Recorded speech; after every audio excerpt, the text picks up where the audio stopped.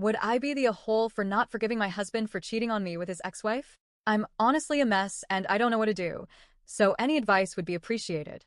I, 27M, and my husband, 37M, have been married for 3 years, dating for 6. He has an ex-wife, 37F, which he divorced a year before we met. We have a son, 7M, who was adopted after we got married and who I love as my own child, because he is. I know my husband, Peter, fake name, is bisexual. I have no problem with it, and I had no problem with his ex-wife, Allison, also fake name. I did have a problem with his family as they're a bit homophobic and are always telling Peter he should get back together with Allison. Well, 2 weeks ago, we were at his family's town because it was my son, Jack's, fake name, birthday, and we wanted to spend it as family. My mother-in-law decided it would be a good idea to invite Allison, so she arrived in the middle of the party. I didn't want to ruin Jack's birthday, so I stayed quiet. I spent all my time with Jack, playing with him and his cousins at his request. When it was time to cut the cake, I noticed Allison and Peter weren't there, so I went inside and looked for them around the house. I found them in Peter's old bedroom taking their clothes off. I stood there in shock for a moment, but then I left and went back to celebrating Jack's birthday. Part of me wanted to scream and cry, but I also was in shock, and I refused to make Jack's birthday about me. We cut the cake and opened the presents. People were already leaving when Allison and Peter came back. Peter took me aside and started saying that I shouldn't have cut the cake without him present, and it was disrespectful. I stared at him and just said, "I'm sorry, I just thought you'd be too busy getting into your ex-wife's pants." He got quiet, so I took Jack and left the house to go back to the hotel.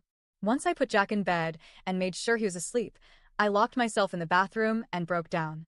I called a friend, and he tried his best to console me. I only calmed down in the morning when I took Jack for breakfast because I didn't want him to see me like that. I'm now watching him play in the park, and I don't want him to suffer. I don't want him to have a broken family. I don't want him to know that relationships aren't a happy ever after. Peter has been calling and texting, apologizing for everything, and I'm tempted to forgive him. I'm tempted to just have my family back, and all my friends are saying that it was just a mistake, that he was vulnerable and Allison is his ex-wife. So what am I supposed to do now? I need the advice from people who don't know my husband or me personally. Update 1. Well, first of all, I want to thank you all for your advice, and I want to explain some things before the actual update. But thank you for opening my eyes about my situation. Peter and Allison didn't notice me when I saw them. There was music very loud downstairs, and they weren't facing the door. I didn't stop them because I was in shock. I just stood there for a moment, and I heard my son, so I unconsciously focused on him. I was pretty much an autopilot. Peter didn't come to the hotel with me because I changed to a different one. He did try to follow me, but I took a taxi and left. As far as I know, he's staying with his parents and Allison left. We met when I was 20 and he was 30. We started as friends, and we ended up dating.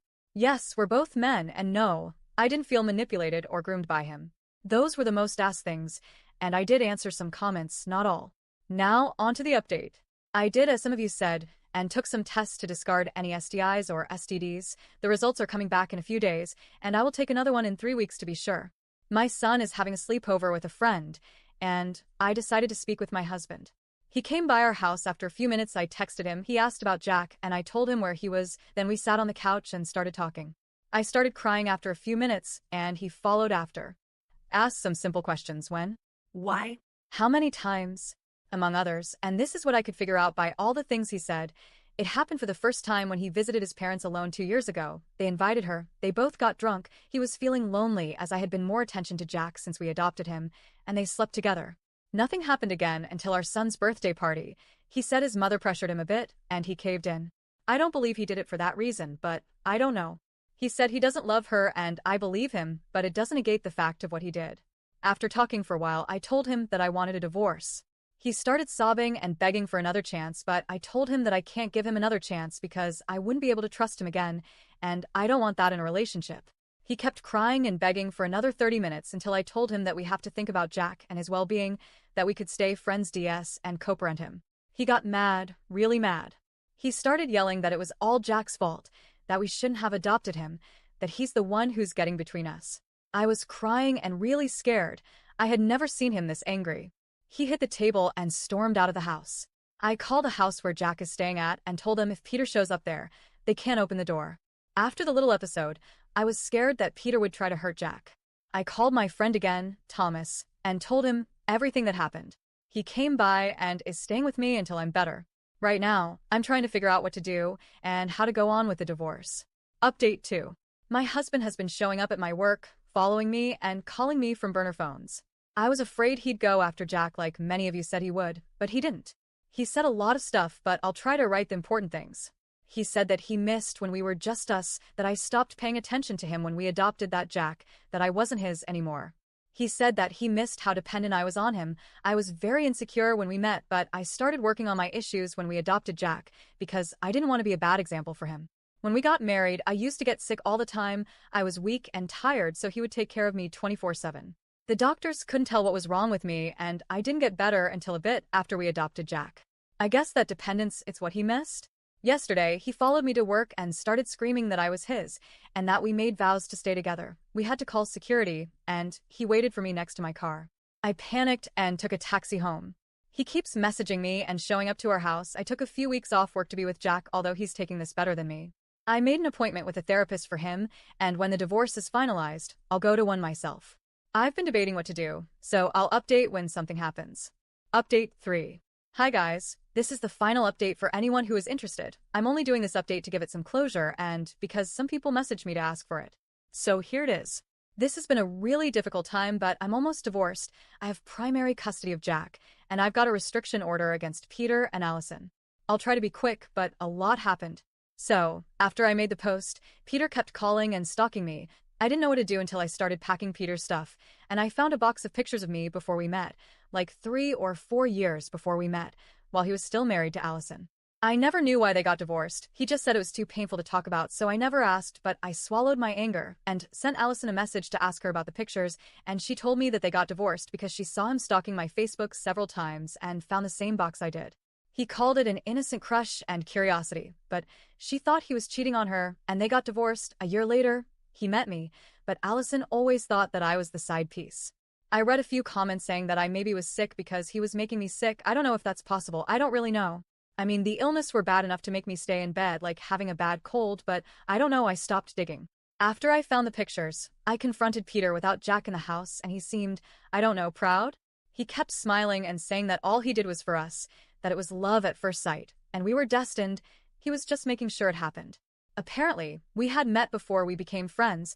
I remember meeting him at a party through some friends, but we met before as teenagers. He and I lived in close-by towns, and my school made some trips to the towns nearby, and we met on one of those trips. We were something like friends, but only for a summer because he went to college, and I soon forgot about him, but he found my Facebook and the story continued. I was horrified, to say the least. He tried to console me and tell me that it was fine, that he did it out of love, and that if only we hadn't adopted Jack, everything would be fine.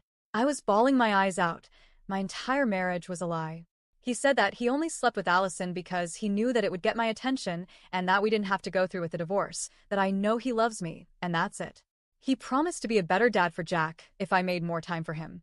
He told me to quit my job because he earned enough to take care of all of us, and that would give me more time with him. I was in shock, and then he hugged, calming me down. I admit that for a moment I allowed him to hold me. I allowed myself to consider his proposal, but I kept thinking about his lies. It wasn't about the cheating, it was the stalking, the lies, the obsession. It creeped me out, so I tried to pull away and tell him I'd go through with the divorce. He refused. He hugged me tighter and screamed that I needed him, that he could protect me, he could take care of me, he could save me, that I was his husband and only his. I was terrified. I slapped him and pulled away, yelling at him to get out of my house. He didn't. He just kept screaming and holding on to me until a neighbor heard the commotion and called the police. I filed a restriction order and been taking care of Jack since. During the divorce proceedings, Peter asked for 50-50 custody, which surprised me because in all this time, he hasn't cared about seeing Jack, but I later found out that it was only because he would get to see me and talk to me regularly. He's been contesting every single thing about the divorce, trying to make it last longer than it has, and it's been working. He offered to give me child support even though we have 50-50 custody. He allowed me to keep the house and other stuff. So, that's what's been going on in my life. The only happy thing that happened was Halloween. Jack insisted on dressing up as Spider-Man and me dressing up as Tony Stark, so we did and I took him trick-or-treating. It was the most adorable sight ever, and I knew I made the right choice with him and Peter. I'm sorry for such a long post, but this will probably be the last update. Thank you so much for the advice and for hearing me rant.